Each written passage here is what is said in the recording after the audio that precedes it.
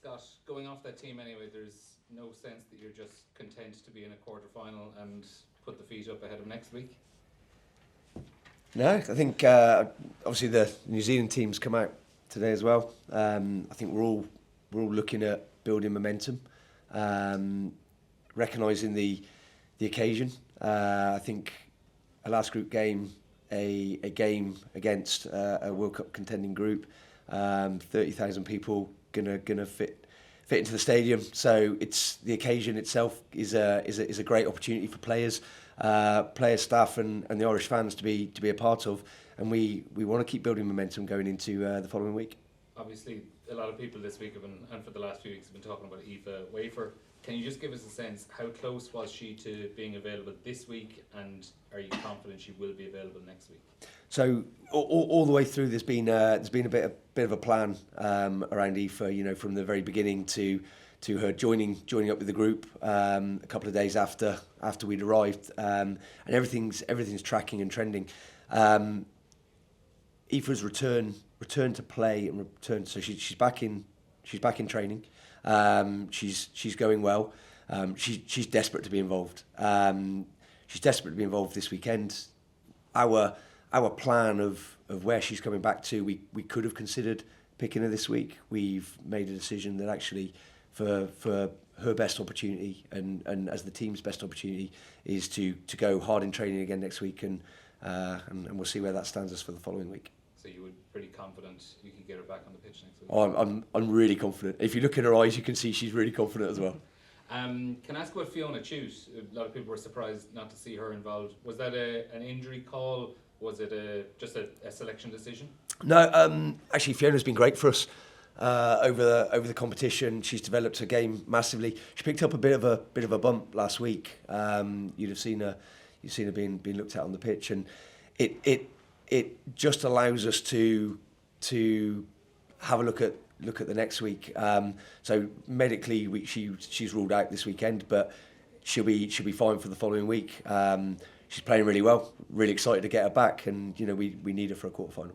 And just a couple of questions for Edel. Edel, how much do you think both Ireland and New Zealand have changed since you last played 12 months ago?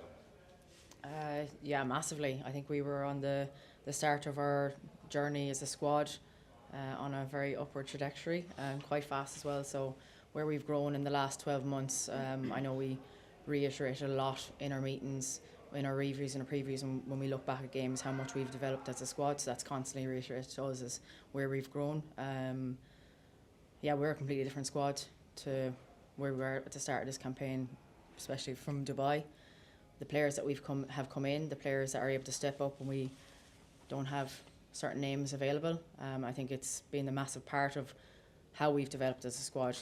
It's unfortunate not to have certain players available, but it's the belief in the next person coming in and the trust that they can do a job and they're just as good as the person before them. And can I just ask about the occasion of this weekend then, where, as Scott mentioned, it's pretty much going to be 31,000 people, and dare I say it, the majority probably either supporting Ireland or neutrals who are supporting Ireland? Yeah, we've definitely met people. We went out to the sauna yesterday as a squad, met people in there. We're like, are you the Irish girls? And we're like, we're actually coming to the game, we're coming to support you. We've Irish heritage, everyone's plucking to kind of claim a stake of being Irish. So I hope that's the case in the stadium. So we're heading off there this evening to get a bit of a recce, get a bit of feel for a stadium, and it's actually really exciting. It's a huge occasion. We get to play against World Cup contending teams and in a huge crowd in a World Cup pool stage. Yeah. Scott, I suppose the fear for everybody else watching is that we might not see Aoife at all in this World Cup. So you are confident that we will see her next weekend? I tell you, if you look at Aoife's eyes, she's ready to go now. She's done a great job in her rehab. The specialists that have supported her own commitment to her own game and her own physical conditioning, so that when she's ready to step back on, she's ready to step back on. So with Aoife, she's an incredibly committed individual. We won't see any ring rust. She'll be ready to go. We're really confident. So Elle Perry, obviously, player of the match performance last weekend. How tight was that between herself and Niamh, and was it based off that performance and how well she did last weekend that got her the starting spot? Do you know, we've got a couple of positions now, haven't we, where we're developing some real depth. We got 3 loose heads out here who are all very, very high performing players. Last time in WXV1, Siobhan McCarthy came on and did a great job against the New Zealand scrum. Els earned her crack at this. She was brilliant last week. Not just in the set piece, but in her movement around the pitch, her carries, her tackles, her tips. So she's more than earned the chance. Obviously, we know what we've got in terms of an Evo Dowd, and we know that when she comes on, she's going to have a big bearing, big influence on this game. So it's one of those ones where it was a really tight call. We know we've got 2 outstanding players, and we're going to need both at the top of the game to get that performance out there on the weekend. No, Enya Breen, is she injured, and who's going to be the backup out half if need? So, yeah, look, there's a couple of pieces at play here. So, Brina, we're going to be a little bit careful with this week in terms of what she's done in preparation and training. So, she had a little bit of a niggle, nothing more. She'd be available, but we just decided to be a little bit precautionary in and around that. It lets us give Nancy McGivray a shot coming on at the centre. She's been doing some great stuff in training, and we believe that she'll come on and add. If obviously Dana, who covers that, so we've got a little bit of experience in the group that we can rely on. Stacey Flood's played some 10 in the past. We've been preparing for such events like this. We believe we'll be able to keep performing, and we've got players that can do a job when required. So Stacey will go in if yeah, most likely. Obviously, it depends on what the game gives you at any point. But if something happens early, then yeah. I just want to pick up on, you talk a lot about the kind of competition between all the positions and how great it is that you're building depth. And we heard from Dennis on Wednesday kind of saying that you have those competition pieces in training and you want to build that like between the girls. How do you balance, because you seem like such a close and tight-knit squad all the time, how do you balance like trying to build competition but then also maintaining that closeness? That's a really good question. Really good question. It kind of goes back to the beginning, really. What does a performance environment want to look like? People need to strive and compete for the same jersey. We believe that by our on-pitch competition, by people challenging each other and stretching each other really to perform to higher levels, that everybody gets a performance benefit. So everybody gets to keep moving their game higher and higher, really. So what we've been able to do, and some of the trainings are great. Sometimes, like how players attack the challenges that we set down in training is incredible. But like you say, straight off the pitch, it's back to supporting each other. Whether it be tricky, Adele missed a game and Bowlesy comes in and these two compete tooth and nail with each other in training and allowing both to hit higher and higher levels. So it's high challenge and high support, as any high performance environment should be. Our performance culture in behind the scenes is great. It's very supporting, but we acknowledge that we can help each other be better by challenging each other on the pitch. So we've been able to stay true to that. I think sometimes it's planned, sometimes it's organic. In how you get to that, I think probably the blend of the two is the perfect scenario, and I think this group is really well placed for this competition and this game. And did you have to have any difficult conversations this week, or did everybody kind of understand the situation? I've had plenty of difficult conversations over the last 3 weeks. People are desperate to be involved. Some of the performances in training, Nicole Fowley, Maeve Dealey, Ivana, they've been great in training, and if people don't get the opportunity in this, we're round 3 with the last round of the group stage, but we've always said that people can play their way in, and we remain true to that. People are acknowledged as having a massive part of our environment, and even the girls that you don't see named in the 23, to be fair to them, are training the house down. And by having a group that is prepared to compete and prepared to be a group of 32 to the level that our group are, there are tough conversations that need to be had, but people understand their role and what we're trying to achieve here together. So I believe we've got high commonality of purpose terms of what we're going after, and everyone buys into that. Okay, and just for Edel, obviously New Zealand have stacked their team, which is what we want to see. We've always said we want to be taken seriously. But coming up against the likes of like George Miller, who's been having an absolute blinder, and Porsche on the wing, how do you prepare yourself mentally to come up against these kind of huge players? I think it's not isolating the players as a whole. It's New Zealand deserve their respect, but also we deserve respect as an Irish squad as well, and what we've produced and how we've performed over the last 2 years. I suppose, like identifying what we have in training, in their attack and in defence, like who they are, what they're about, the fact that they are setting out a strong studded team gives us the respect as well. That and likewise, we're not taking this test game very lightly either. It's a huge occasion, like we said. It's about enjoying the moment, enjoying the game, enjoying the atmosphere, sell-out crowd. But no, we haven't spoke about individuals at all, actually. But we've spoke about threats and what they can oppose. I suppose, yeah, it's just relishing the game, relishing in the occasion, and not getting over worried about what they do and putting our Irish stamp on it. You always got to be prepared for what can come, but at the end of the day, you got to focus on yourself. And if we believe in our game plan and go after what we're about, we should be fairly good for the weekend. Maybe just last one from me. Obviously, you spoke about the crowd already, but there was even Irish fans on my flight this morning over to Gatwick, which is just kind of crazy to see. Does it add a bit of nervousness that you're going to have maybe triple the amount of Irish here, or is it just excitement all the way? A huge excitement, because to be honest, like, we talk about a green wave, we talk about inspiring a nation, and like even the fact that we've got not players, but family members. There's huge support. People from home in Kilmehel are messaging me about coming over if there's free tickets for the game, or any tickets available to get their hands on, and that's us. That's us putting our stamp on what we want to achieve as a squad, and we're already seeing that by week 3 of the World Cup.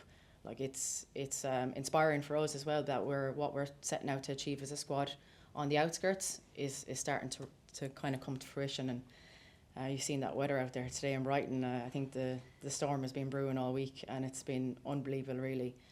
So no, it doesn't really add nervousness. It's excitement that what we're setting out as a squad to the outskirts of the world to inspire people, and the green jersey, to see that coming to fruition is pretty special, actually. Amazing, thank you. Anyone else? Scott, after the game last weekend, you'd said there were elements that you maybe weren't so happy with. I'm just curious to know if the work's been kind of worked on this week in training ahead of this weekend. There's always parts of the game. There's always parts of the game to go after. Look, we're delighted that we're scoring points. The couple of ins, the few ins that we gave to Spain last week were of our own doing. So we've been able to look at ourselves and how we just tidy up on those. Obviously, rugby union, like where you play the game, is a big part of it. And if you invite pressure on yourselves, you're going to have to withstand pressure. You know, case in point would be the end of the first half, for example, where we end up defending for 2 minutes on the back of an exit error. So there's always bits to tidy up on. But we recognise from last week a lot of those bits of pressure came from things that we can control. So we've been able to go after those this week. So part freshen up, part preparedness, and we think we're in the right space to go now. I don't want to diminish, as Edel said, this is a test game. It's a huge game. It's a huge occasion. But is it a bit of a free hit in a way? Do you know what, in terms of the results, potentially. But remember, we can be in control of who we think will play next. Obviously, by winning a group, you're more in control of fixtures and games that come out in the knockout stages. So we picked strong. New Zealand have picked strong. The occasion is going to get the game that it deserves. I've said to the group, I think this competition, the World Cup, is ready for this game. We've seen some close ones. I think in terms of Japan and Spain, in terms of how they've gone at New Zealand, I think we can get more pressure on them than perhaps those groups have. So we'll go at them. I'm sure they'll come at us. We'll both have moments where we're on top, and it's how you capitalise really on scoring points when you get those opportunities. And you know, we want this game. I'm sure this is going to be one of those games that goes to the wire. And if it is, we want to be in a position that we can control it and go on to win the game and hopefully finish top of the group. Anyone you would like to avoid next? Do you know what? We generally haven't looked ahead too far at that. If you're going to win a World Cup, you need to beat everyone. You're better off focusing on your present, on your here and now, and look, whatever other results give us, they'll give us. So yeah, for now, we know that we've got a quarter-final coming over the horizon. We know that we can use this game to continue to build momentum for that. And if you've got momentum and, you know, crowds are getting behind us, people are starting to travel and come and see us, and, you know, if we can go on to become everyone's second favourite team in this competition, then the crowds are only going to get bigger and bigger behind us, and which creates an unbelievable opportunity for players and all involved. Adele, just to pick up on that, as players, do you see that as kind of destiny in your own hands if you can control almost who comes next? Yeah, pretty much what Scott was saying is you can't really look too far beyond, because you might prepare for a team that you might not meet, and that's probably not energy well spent either. Watching games and watching it because you love rugby with an eye of as a spectator sometimes can be hard to distinguish the both. But yeah, like I said, it's all focus on this weekend, and then try and control as much as we can of that, so that we give ourselves a good opportunity for next weekend. Brilliant. And how are you feeling personally? Yeah, really excited. You live for these games, you live for the big moments. That's the beauty of being in these environments. Not everyone gets to relish this opportunity to put yourself under high pressure and to play in the big game. So yeah, it's a huge honour, and very excited about it. And I know you've touched on it already, but just the kind of, you know, the energy it's creating, and, you know, for women's sport in general, women's rugby, and for young girls as well. You know, and we always talk about it, but to have, you know, role models to look up to. Yeah, like I said, it's always been a bit of a North Star for the squad, and our higher purpose of what we're here to achieve about leaving the jersey in a better place and inspiring a nation and inspiring young girls, and like what a World Cup to do it in. Brilliant. Thank you. Thank you. Anyone else? I might just ask one more for Adele. You've said a couple of times, like, to really relish the occasion this weekend.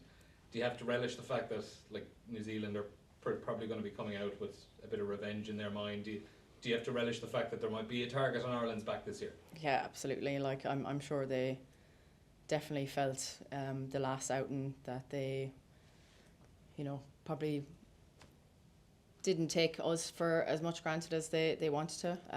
But look, we can never control what the opposition is going to feel against us. But we can only control how we take the game, how we prepare the game, how we set off in the week, and what our goals are for this match. Yeah, of course they're going to come at us, but every team is going to come at us. I think from the outskirts leading into this World Cup, we've started to gain respect and to get a bit of a spotlight on where this Irish team is coming at. So that's probably not unexpected that teams are going to take us more seriously.